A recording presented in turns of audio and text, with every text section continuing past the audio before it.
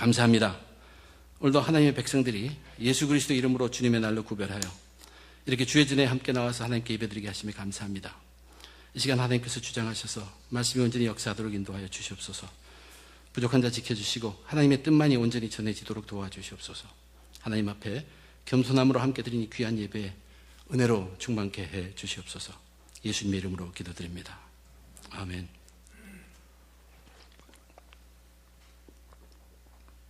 저도 그렇고 여러분들도 마찬가지인 오늘날 우리들이 믿는 그 믿음의 가장 큰 관건이 뭐냐 생각해 보았습니다. 그것은 예수님의 위치인 것 같습니다. 우리 삶 속에 예수님이 어디 계신가? 그리스도인들에게는 마땅히 그리고 당연히 예수님이 삶의 중심입니다. 그런데 우리는 현실적인 이유를 들어가 보면 내가 살아야 되기 때문에, 내가 사는 삶이기 때문에 나 중심적으로 되기가 굉장히 쉽습니다. 나를 중심에 놓고 살아야 하는 그러한 우리라는 자체로 생각하게 되기 쉽습니다. 때로는 결심을 해서 예수 중심으로 산다고 하면서도 그것이 얼마 오래 가지 못한다는 것이, 지속되지를 못합니다. 그렇게 반복적으로 살다 보면 어느샌간 자신도 모르게 또 자기 중심으로 돌아가 있는 우리의 모습을 보게 됩니다.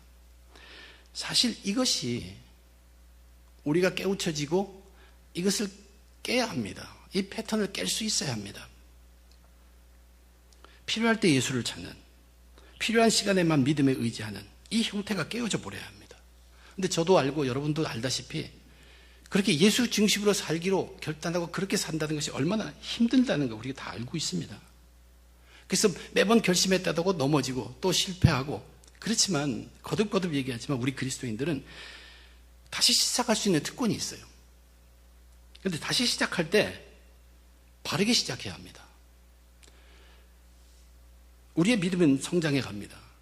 바르게 성장해서 바르게 커가서 이제는 그전에 나 중심으로 사는 곳이 많았다면 점점 예수 중심으로 사는 것이 우리 삶 속에 점점 커져가야 합니다. 이것을 그리스도인들 성화라고 얘기를 하죠. 거룩해져 가는. 그러나 가면서 또 실패합니다. 그렇지만 다시 시작합니다.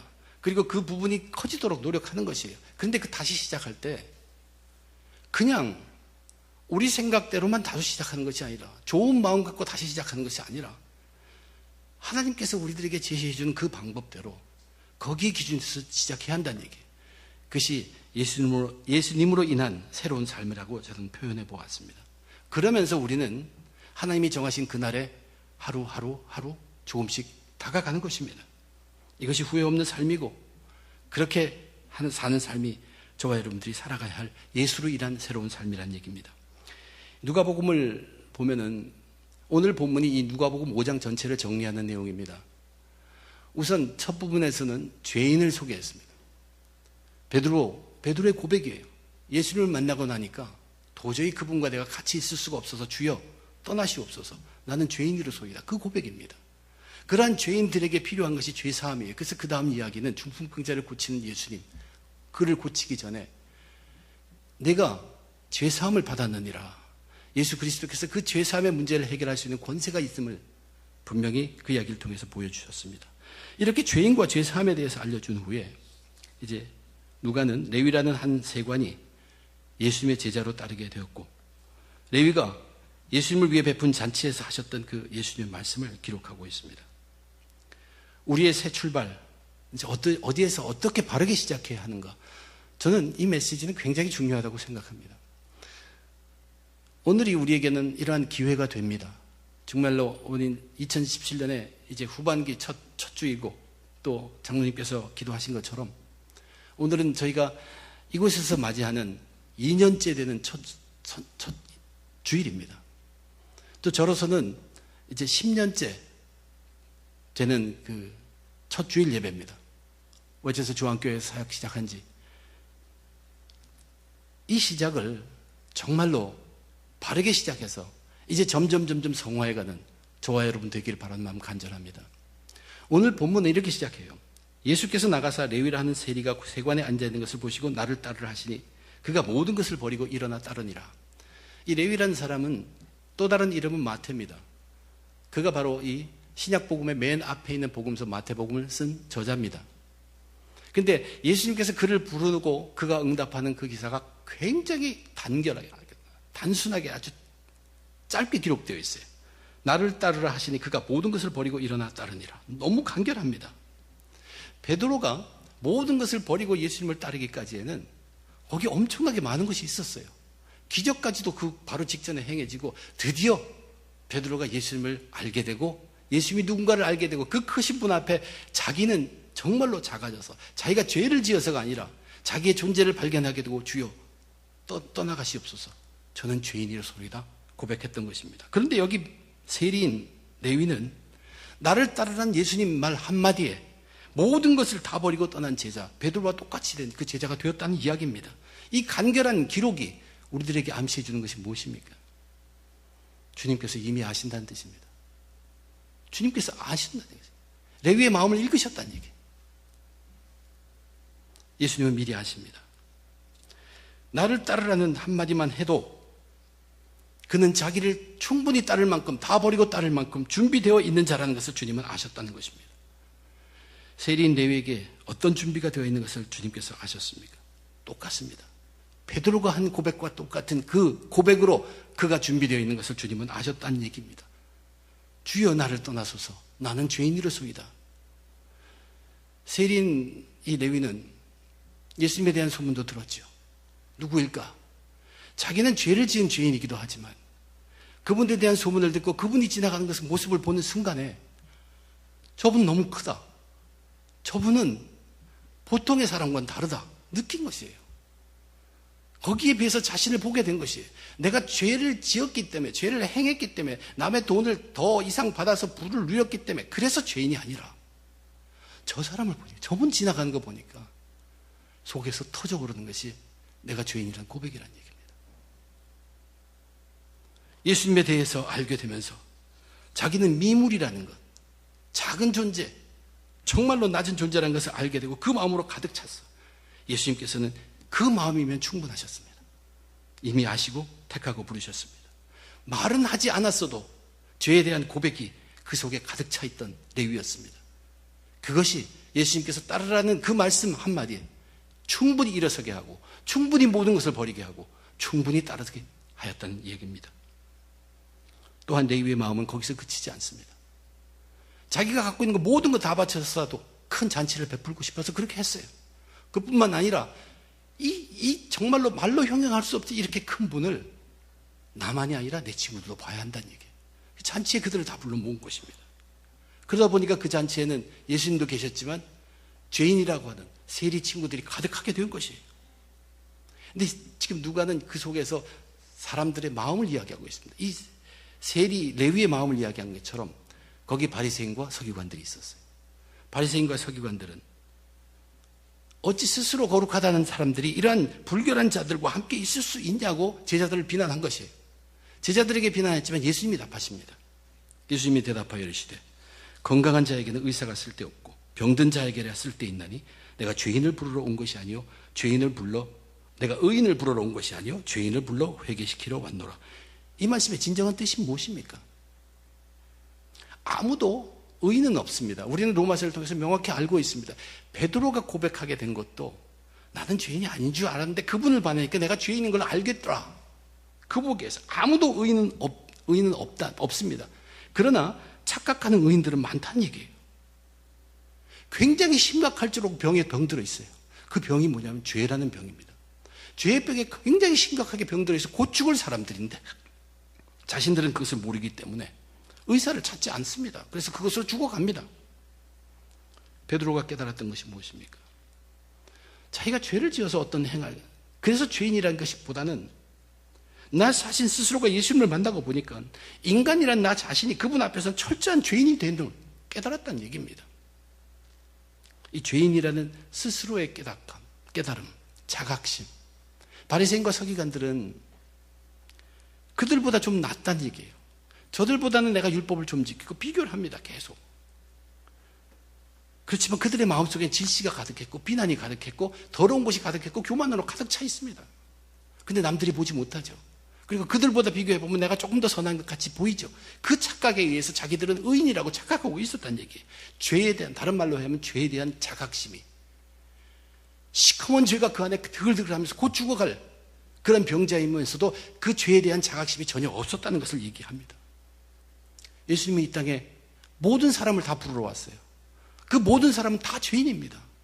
그렇게 부르러 왔는데, 모든 인간을 구원하기 위해 이 땅에 오셨는데, 그 죄인이 자기는 죄인이 아니라고, 나는 의인이라고 하는 것은 이제 예수님의 그 부르심을 거부하는 것입니다. 다른 사람보다 조금 낫다고, 또 이런저런 선한 일을 좀 하였다고 자신이 죄인이라는 사실을 인정하지 못한 사람들은 주님이 부르시지 않아서가 아니라 죄인을 부르시는 주님을 스스로 영접하지 않고 거부하고 있는 것이나 마찬가지입니다. 저와 여러분, 우리들이 새로운 삶을 시작하기 위한 첫 시작, 정말로 진심되게 속에서 충심하게, 정말로 심각하게 나는 예수님 없으면 죽을 사람이라는 것을 느끼게 되고 고백하게 되기까지 이르러야 합니다. 내가 아무리 건강해도, 내가 아무리 돈 많고 내가 10년, 100년 능력 있게 살 수 있다고 할지라도 나는 예수님 앞에서는 그분을 볼 때마다 나는 정말 소망이 없는 자라는 고백이 될 수 있기까지 자기를 자각하는 그것이 먼저 있어야 합니다. 절대적으로 필요한 것입니다. 이 시작이 바르지 않으면 그 다음으로 넘어가는데 제대로 넘어가지 않습니다. 그만큼 중요한 것이 죄인의 자각함입니다. 나는 죄인으로서이다. 우리가 어떻게 이것을 자각할 수 있을까? 그 방법은 예수를 더욱 알아가는 것입니다. 내가 예수님을 더욱 알면 알수록 나는 죄인됨이 더욱더 분명해지고 더 분명해집니다. 이것이 바로 우리 그리스도인이 말하는 깨끗함입니다. 이것으로 시작해야 성경에서 말하는 그리스도인의 겸손함이 이루어지기 시작합니다.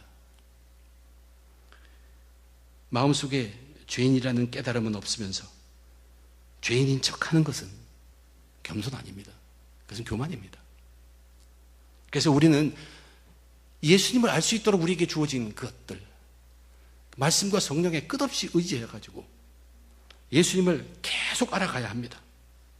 그래서 우리 속에서 이 죄인의 고백이 쉬지 않도록 해야 되는 것이에요. 나 이거 잘했어. 아무도 안 보는다. 이런 거 선한 일 했어. 나 괜찮아. 그런 생각이 살아오를 때마다 예수님을 바라보십시오. 십자가를 생각하십시오. 나는 그거 없으면 죽을 사람이라는 것을 고백하게 되시고, 그리고 내 속에 내가 누구라는 것, 텔레비 화면이 지나가도, 신문을 하나를 봐도, 사람을 하나를 봐도 죄를 지을 수밖에 없는 우리들, 눈, 마음, 코, 입, 이것들을 보게 될 때 우리는 무릎 꿇습니다. 예수를 알아가면 알수록 죄인의 고백이 우리 속에서는 쉬지 않게 되는 것입니다. 이것이 가장 중요한 새로움에 시작하는, 새로움에 임하는 가장 중요한 우리들의 자세일 것입니다. 가식이 아닌 진정한 죄인의 고백이 우리 안에서 솟구쳐야 합니다. 이 죄인의 고백과 함께 이제 그 다음에 필요한 것이 무엇인가?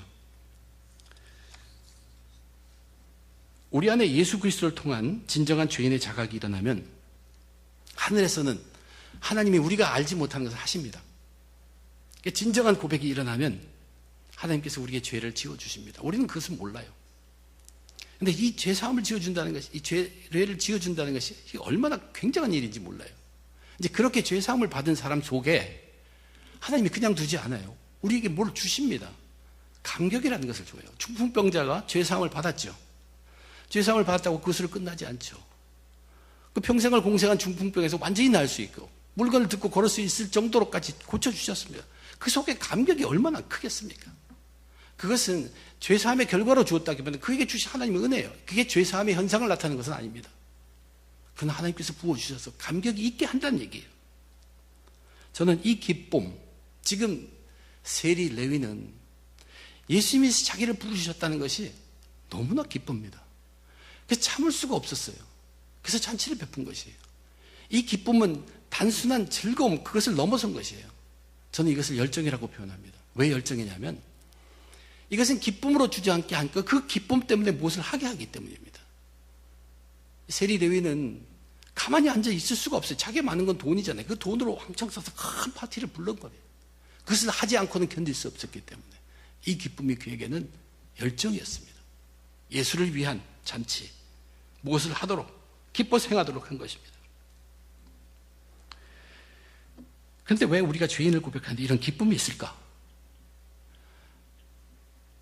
저분 너무 커. 나하고는 상장할 수 없어. 그래서 베드로도 고백도 그렇고 이 세리인 레위의 속마음도 마찬가지였습니다. 떠나달라는 것이, 같이 있을 수 없다는 것이. 근데 그것은 기쁨이 아닌데요. 근데 그분이 떠나지 않고 다가온다는 얘기예요. 그 고백을 알고는 다가오셔서 자기 편이 되어준다는 얘기예요. 그래서 그냥 기쁨이 넘쳐나는 것이. 죄인의 고백을 속에 그 다음에 죄인이 기쁨, 그 감격입니다. 열정이 생겨났어요. 잔치를 베풀었어요. 그래서 거기서 신나게 먹고 마시는 것이. 이것은 모두 열정의 표현들이에요. 그런데 거기서 그것을 보고 있던 바리새인과 서기관들, 이번엔 예수님을 비난하면서 이렇게 말하죠. 소위 경건하다고 하는 무리들이 있는데, 세례 요한의 제자들이나 바리새인 제자들, 그들은 주로 하는 것이 금식과 기도라는 것이에요. 그래서 경건한 삶을 살고 있는데, 여기 이 자리는 금식과 기도는커녕 먹고 마시면서 경건의 모습은 하나도 없다고 비난한 것입니다. 이게 정말로 세상적으로 보면 마을 싸움에서 왕펑치를 벌리는 아주 그들이 완전히 이기는 순간 같지만, 저와 여러분이 명확히 알고 있는 것은 그들이 잘못해도 엄청나게 잘못하고 있다는 것을 우리 보게 됩니다. 그런데 그 잘못한 시작의 그 비기닝, 뭐 때문에 그러냐는 것, 그들 속에는 죄에 대한 자각심이 전혀 없기 때문에 그래요. 그렇기 때문에 그들은 그렇게 살 수밖에 없어요. 보여지는 것이에요. 그런데 예수님은 그들에게 대답합니다. 지금은 기쁨의 시간이라는 것이에요. 이 기쁨이 열정이 되어서 이 잔치를 일으켰고, 이 잔치로 인해서 레위는 자기 친구들을 다 데리고 와서 메시아와 함께 앉아있게 하는 것이다. 그러면서 이제 저들에게도 금식이 곧 다가올 것이다 얘기합니다. 신랑, 그 잔치의 신랑을 잃어버릴 때가 온다는 얘기예요. 그분이 예수님입니다. 예수님이 붙잡혀서 고통받으시고 십자가에 돌아가신다는 얘기예요. 그때는 저들도 금식하라는 얘기예요.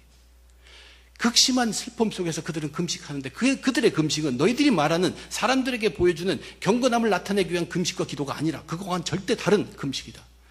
애통에 사는 금식이지만, 당신 아이들에도 그들의 그 금식은 예수님이 저렇게 돌아가셨어. 그러면 나도 당연히 내 십자가를 져야겠구나.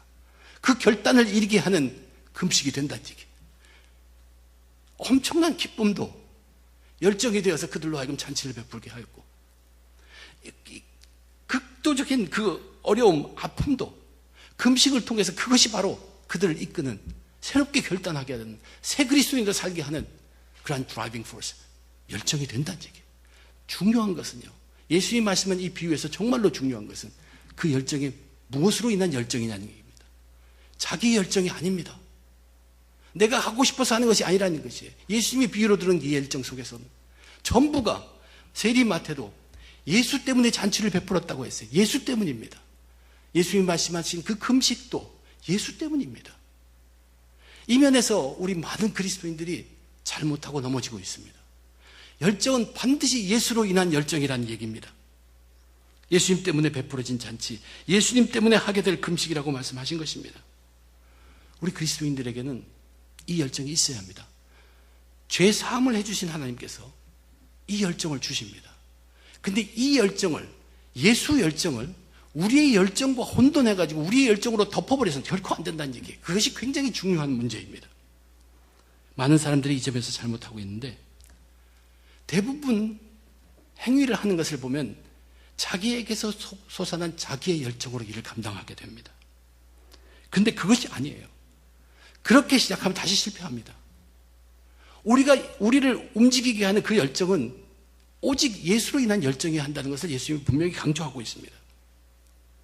이 잔치도 기쁘지만 그것을 열정으로 일으켰고, 금식도 슬프지만 그것이 열정을 일으켰는데, 이 모든 것이 다 예수로 인한 것이라는 거예요.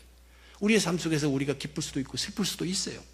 그러나 그러한 우리의 기쁨과 그런 슬픔이 어떻게든 예수님과 연결되어져야 합니다. 예수님으로 위한, 예수님 안에서 예수님으로 인한, 예수님과 함께하는 기쁨과 슬픔으로 될 때, 그것이 열정을 불어일으키고 우리로 하여금 힘을 주고 그것으로 사명을 감당하게 한다는 얘기입니다. 그런데 그러려면 이제 앞에서 말한 죄인의 자각과 죄인의 고백이 먼저 있어야 하는 것 당연합니다. 이제 이런 고백과 함께 예수 열정으로 살아가는 것이 바로 새로운 삶이라는 것입니다. 그런데 저와 여러분, 우리들에게는 이미 이러한 열정을 갖기에 충분한 이유가 있습니다. 아직 이 누가복음에서 얘기하는 이때까지 온 건 아니지만, 저와 여러분, 우리들은 구원의 감격이 있습니다. 저는 새벽마다 우리 구원의 감격을 살리는 게 굉장히 중요하다고 봐요. 그 구원의 감격이라는 것이 우리를 열정을 불러일으키기 충분하기 때문에 그렇습니다. 우리도 몸이 아프면 모든 것이 귀찮죠. 몸이 아프게 되면 귀찮고 싫습니다. 그래서 자연스럽게 불평과 불만이 입에서 쏟아나오게 되어 있어요. 자기 열정으로 사는 사람들이 대부분 그렇습니다. 그러나 예수를 통한 열정으로 사는 사람들은 몸이 아플 때 내가 뭘 할 수 없으니까 이것이 무슨 기회인가? 하나님이 나보고 기도하라고 주신 것인가? 나보고 연단되어라고 주신 것인가? 이 속에서 내가 지금 느낄 수 있는 것이 뭐고 체험할 수 있는 것이 무엇인가? 끊임없이 생각하게 합니다. 단지 그것이 힘들어서 아무것도 하기 싫어서 불평불만으로 끝나는 그런 열정이 아닙니다. 이것은 분명히 하나님께서 내게 주신 새로운 기회를 생각하고 극심한 어려움 속에서도 열정이 생겨난다는 얘기예요. 집안이 모두 평안하고 잘 될 때 열심히 교회 와서 하는 거 그거 나무라진 않습니다.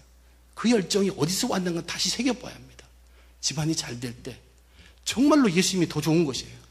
예수님이 너무 기쁜 것이에요. 가만히 있을 수가 없어요. 그래서 몸을 던지는 것입니다. 집안이 슬퍼요. 집안이 힘들어요. 그러면 모든 거 다 접죠. 그리고 보이는 것은 잘못된 것만 보이게 되어 있어요. 그리고 불평과 불만을 이것이 우리 모든 그리스도인이라고 하면서 자기 열정에 덮여서 사는 사람들. 그래서 실패합니다. 그런 기회에 나는 아프고 힘들고 그러려고 하지만 그 좋으신 하나님, 진리의 예수님이 이 기회에 나에게 원하는 것이 무엇인가를 생각해 보기만 하면 예수 열정으로 있는 사람들은 그것이 보이게 되고 들리게 되고 그것을 행하게 됩니다. 완전히 다른 삶이에요. 그래서 예수 열정으로 살아가는 사람은 한결같습니다. 왜 그 마음에 불평과 불만이 없겠습니까? 그러나 예수 열정이 불타는 사람은 불만과 불평하기 전에 인내와 기다림에 익숙합니다. 그러면서 내가 할 수 있는 일, 내가 헌신한 일을 찾게 되고 하나님은 어떤 경우라든 기뻐서 잔치하는 경우든 죽어서 슬퍼가지고 금식하는 경우든 하나님께서 열정을 주십니다. 남이 보아주는 것이 크게 문제되지 않습니다. 자신의 열정, 예수가 주신 열정은 사람을 위한, 사람에 의한 열정이 아니기 때문입니다. 그렇기 때문에 예수 열정에 있는 사람들은 변하지 않습니다. 한결같습니다. 저와 여러분, 우리들이 새로운 그리스도에서 새 시작을 주어진 기회에 정말로 바르게 시작할 것. 우리 속 깊은 곳에서부터 진심 어린 자기 자신을 바르게 죄인으로 볼 수 있는 예수님을 그 앞에 놓고 죄인이라고 고백할 수 있는 그 고백이 있어야 합니다. 거기에 집중하십시오. 그것이 되면 하나님께서 열정을 주십니다. 그 열정에 의해서 예수를 통한 열정, 내 열정이 아니라 내가 좋아서 펄쩍 뛰고 내가 슬퍼서 다운되는 그것이 아니라 그 가운데도 주님이 하나님이 주시는 예수 열정, 그것을 발견하시고 있습니다. 반드시 있습니다. 죄사함 받은 자에게 그것을 주십니다. 그 열정으로 일하게 되어야 합니다. 마지막 세 번째로 이 죄인의 고백과 예수의 열정으로 살아갈 때 그 사람은 변하기 시작합니다. 어떤 변화가 나타나는가? 예수님은 그것을 두 가지 비유로 말씀해 주셨습니다. 하나는 새 옷의 비유고 또 하나는 새 포도주의 비유입니다. 이 새 옷의 비유한 것, 그것은 결론부터 얘기하자면 새 옷을 입으라는 얘기입니다. 새 옷이 주어진 것 입으라는 얘기예요. 새로운 삶을 시작하는 사람들은 그 시작에 완전히 새 옷을 입고 시작합니다. 새 옷은 사실 입으라고 주어진 것이에요. 이 마태복음과 마가복음엔 새 옷이 주어졌다고 하지 않고 생배 조각이라고 얘기합니다. 근데 그 비유는 완전히 여기와 다릅니다. 여기 누가복음에서 새 옷이 주어졌어요. 근데 새 옷을 주어졌는데 자기가 입고 있는 그 옷을 고치기 위해서 새 옷에서 가위를 잘라가지고 그것을 자기 입고 있는 헌 옷을 고치려고 붙인 사람이 어디 있겠냐. 예수님이 그렇게 얘기했어요. 그게 무슨 뜻입니까? 새 옷을 입으라는 얘기죠. 온통 입으라는 것이에요. 근데 그 새 옷이 뭡니까? 예수님이에요. 예수님은 온통 우리가 입는 거라는 것이에요. 내가 예수님이 이 부분은 내 마음에 들어서 받는 게 아니에요. 이것은 내가 예수님이 가르친 가르침 나한테 절대적으로 필요해. 그것만 믿는 게 아니에요. 내가 모르는 거, 내가 절대 알 수 없는 것인데 말씀하시면 그것도 예수이기 때문에 난 통째로 입는 것이에요. 다 받아들이는 것이. 그것이 진리를 대해야 하는 우리 죄인의 모습입니다. 하나님이 알게 하실 거예요, 나중에. 그러나 우리는 거부하지 않는 것입니다. 나는 부활은 믿지만 성령 잉태는 믿지 않아. 말이 안 되는 것입니다. 그것은 믿는 것이 아닙니다. 그것은 예수님을 인정하는 것이 아니란 얘기예요. 예수님의 한 조차라도 성경에서 증거하고 있는, 진리가 증거하고 있는 예수라면 우리는 온통 다 입으라는 얘기예요. 통째로 다 입으라는 것이. 그러한 예수 사람이 되라는 얘기예요. 예수님이 비방받았죠. 나는 그 옷을 입기 때문에 나도 비방받는 것입니다. 그 예수 옷을 입으라는 얘기예요. 두 번째, 포도주의 비를 약하죠. 새 포도주는 새 부대에, 새 포도주는 발효합니다. 뭔가 만들어내요, 가스. 그래서 그 팽창할 수 없는 이미 다 된 그 그릇에 담아놓으면 터지게 되어 있어요. 그럼 다 잃어버린다는 얘기예요. 그러면 이미 예수님께서는 그 새 가죽 스킨을 얘기하면서 우리들에게 그림을 하나 보여줬어요. 예수의 그 정말로 신비한 그 예수 옷으로 입는 것. 그럼 그 안에 채우는 술, 이것이 무엇일까? 성령님입니다. 성령이 우리 안에 차면 그것은 가만히 있지 않아요. 그것은 만들어냅니다. 열매를 만들어내요. 근데 그 열매를 만들어서 우리를 변화시키는 그 성령님과 그 겉에 예수 그리스도를 당당하게 표현하고 있는 그 옷, 얼마나 멋있게 어울리는 성도의 삶인지 모릅니다. 이것이 우리가 사는 새로운 삶이고 이것이 성화하는 그리스도인의 길입니다. 그런데 예수님은 그거로 말씀을 끝이지 않고 그 마지막에 아주 엄중한 경고의 말씀을 하십니다. 묵은 포도주를 마시고 새 것을 원하는 자가 없나니 이는 묵은 것이 좋다 함이라. 이것은 성령으로 인해 변해담을 거부하는 자들의 모습입니다. 이제 복음서를 계속하면서 앞으로 나올 그들을 지금 예고하고 있어요. 율법이라는 것, 옛날에 그것이 편하고 좋다는 것이에요. 그것을 핑계대가지고 복음이란 위대한 것이 왔는데 그것을 거부하고 물리치고 있는 것입니다. 성령에 의한 변화를 그들은 거부하고 있어요. 그래서 결국 그들은 성령을 회방하는 무서운 죄를 범하고 있다는 얘기입니다. 묵은 것이 좋다 함이라. 새로운 삶을 받아들이지 않겠다는 얘기입니다. 이것은 엄중한 경고예요. 이 비유들이 말하는 새로운 변화의 삶은 결국 무엇입니까? 다 몰라도 계시에서 알려줄 것이니까 그 예수님을 온통 통째로 다 받아들여야 합니다. 다 믿어야 합니다. 온전히. 이해하지 못하는 건 내가 모르기 때문에 그런 것입니다. 내가 부족하기 때문에 그렇습니다. 그 예수님은 흠없는 완전한 진리입니다. 통째로 입어야 합니다. 그뿐만 아니라 우리 속에 성령으로 충만해야 합니다. 참된 변화라는 것은 우리의 노력만으로 되지 않습니다. 노력이 필요 없는 것은 결코 아니에요. 그러나 말씀에 충실하려고 애쓰고 그리고 성령의 변화를 시켜줄 때 우리의 뜻보다는 하나님의 뜻대로 우리를 변화를 이루시게 하시는 분이 성령님이라는 뜻입니다. 이렇게 해야 우리는 새롭게 변화되어 가며 예수 중심의 삶을 계속 살아가게 됩니다. 정리하면 이렇게 됩니다. 그리스도인들이 새롭게 시작하는 삶. 첫째는 거듭 중요하지만 정말로 진실되게 예수님 앞에 내가 누군가 고백해야 합니다. 그분이 무엇인가, 그분의 십자가가 뭔가, 그분이 흘린 피가 뭔가, 그분이 맞은 저 채찍질이 뭔가 거기에 빠져야 해요. 그러면 터져나오게 돼 있는 게 내 이 악한 생각, 내뱉는 이 말, 이 빠른 눈, 정말 우리 감당할 수 없는 죄인임을 고백하는 반드시 있어야 합니다. 그것이 시작이에요. 그것이 되지 않으면 거기에만 머무르세요. 계속 예수님 바라보세요. 만약 그래서 고백이 될 때 하나님이 주시는 힘이 있어요. 열정이 있어요. 그것이 기쁨이든 극심한 고통이든 하나님을 사랑하시기 때문에 그를 쓰기 위해서 주시는 열정이라는 것을 잊지 말고 그것이 이끄는 대로 살아가야 합니다. 그리고 당당하게 예수의 옷을 입으세요. 성령으로 채우세요. 결론은 뭡니까? 시작하든 중간하든 어떤 모습을 보이든 중심은 오직 예수란 얘기예요. 예수를 떠나서 있을 수 없다는 얘기입니다. 오직 예수입니다. 구원도 예수지만 이렇게 성화되어 가는 것도 오직 예수입니다. 저와 여러분, 우리들이 단계가 어디 있는지 몰라요. 각 사람마다 단계가 다를 수도 있고 우리가 담당한 모든 일에 구석구석 어디에 쓰든지 바로 이 예수가 살아있어야 합니다. 이 예수가 거기 있어야 합니다. 바쁠 땐 손 놓아버리고 필요할 때 손 잡는 그분이 예수님이 아닙니다. 항상 손잡고 있어야 할 예수님입니다. 우리가 실패했다고 느끼면 그 예수 붙들고 다시 시작하면 됩니다. 그렇게 할 수 있습니다.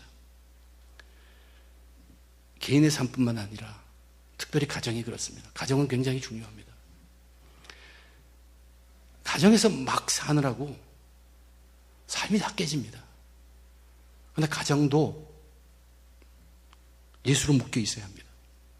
예수로 묶여 있어야지만 그들의 삶이 겉모양의 그리스도인 삶을 살지 않습니다. 가정 속에 예수가 살아있지 않으면서 아무리 살아봐야 흉내만 내는 것이죠. 교회도 예수로 묶여 있어야만 합니다. 그래야 교회다운 교회입니다. 지난 월요일부터 수요일까지 시카고에 있었던 한인총회 긴급 모임에 참석하고 돌아왔습니다. 저는 그 모임에 가기 전부터 또 돌아와서 지금까지도 딱 한 가지 가장 중요한 것을 마음에 새기고 있습니다. 그것은 뭐냐면 예수님입니다. 예수님이에요.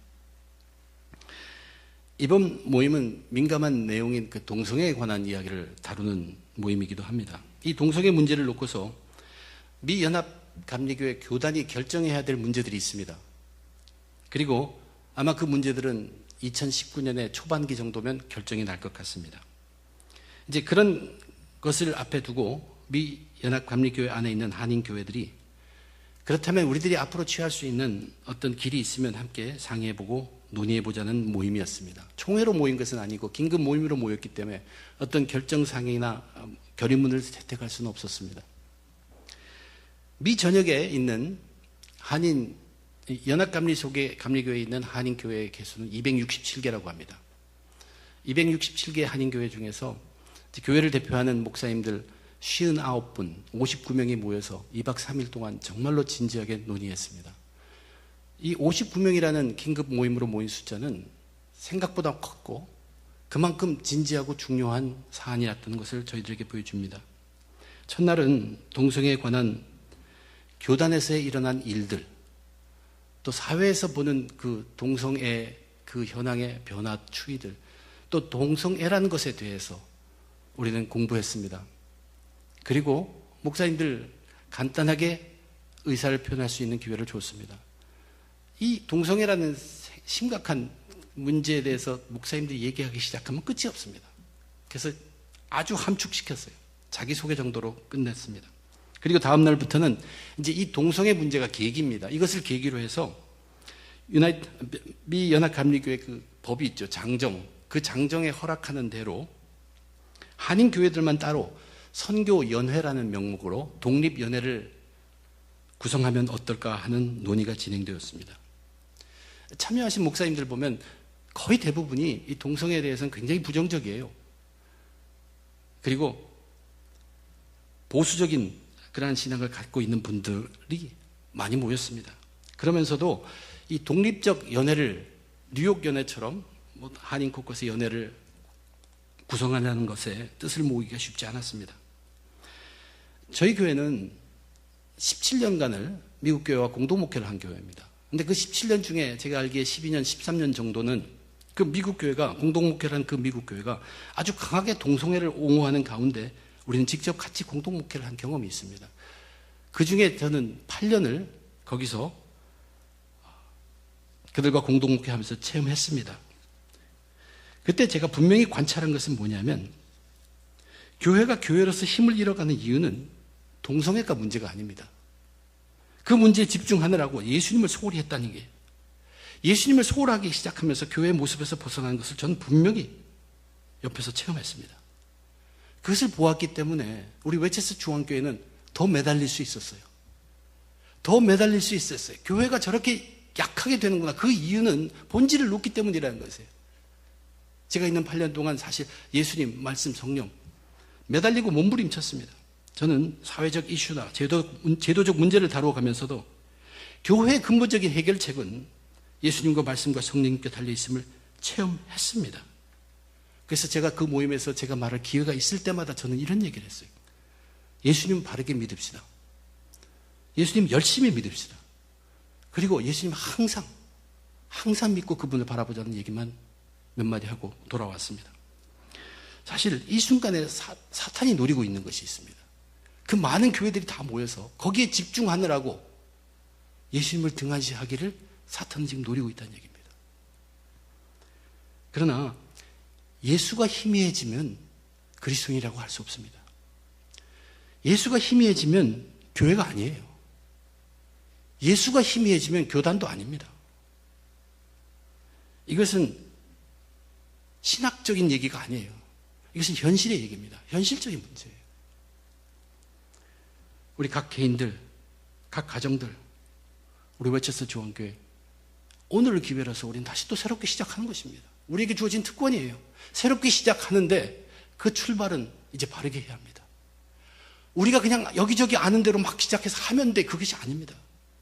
가장 먼저 우리에게 필요한 것은 예수님을 바라보면서 죄인임을 알아야 합니다. 그리고 예수 앞에서 죄인의 고백됨이 우리 교회적으로 다 있어야 합니다. 여러분, 한 사람 한 사람 그게 다 생겨나야 합니다. 또한 구원의 감격을 알고 예수로 인한 열정이 넘쳐야 합니다. 예수 열정이에요. 내가 왜 이런 슬픈 일을 당하느냐? 거기서 예수의 열정을 찾을 수 있습니다. 자기를 죄인으로 고백한 사람들은. 너무 좋아요? 예수님이 주시는 열정을 찾으십시오. 그리고 사명 감당하십시오. 그리고 나서 당당하게 우리 예수의 옷을 입는 사람들이에요. 예수님이 비방을 당했어요. 나도 그 비방을 당하기 위해서 예수 옷을 입는 것입니다. 세상은 예수님을 비난할 것이라고 예수님 말씀하셨습니다. 우리도 비난받을 것입니다. 근데 우리가 자기 중심의 삶, 예수 중심의 삶 왔다 갔다 하는 삶을 중지하고 예수 중심의 삶으로 성화되어 가려면 각오해야 합니다. 바르게 시작해야 합니다. 당당하게 예수 그리스도 옷을 입고 우리 속에 성령의 충만으로 채워야 할 것입니다. 기억하십시오. 죄인의 고백이 있어야 합니다. 예수의 열정이 넘쳐야 합니다. 예수의 옷 입고 성령의 충만하심으로 다시 시작하고 승리하시는 저와 여러분, 우리 웨체스터 중앙교회 되시기를 주님의 이름으로 축원드립니다. 기도하겠습니다.